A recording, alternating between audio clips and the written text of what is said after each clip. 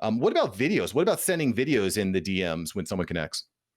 I maybe it's just like my my natural inclination to be a little bit the thing is that you'll get a notification that somebody sent you something, but you won't necessarily know what it is.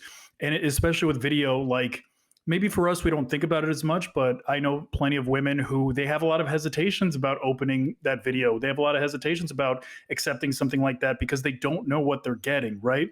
So like I'm a little split on it. I see both sides. I've seen people be very successful with it, and I've seen others not do so well. I think that the main thing to ensure that it's successful for you is have built up a little bit of a brand. When you've built up a little bit of a brand and some trust, when people see that you sent them a video message, they're like, you know what? I know the guy. I know the quality of him as a human. I'm not quite as concerned as, Joe Johnson, who I've never interacted with, sending me a video. There's a lot, for a lot of reasons, it may come off the wrong way, right? So I think that Right. that's the difference.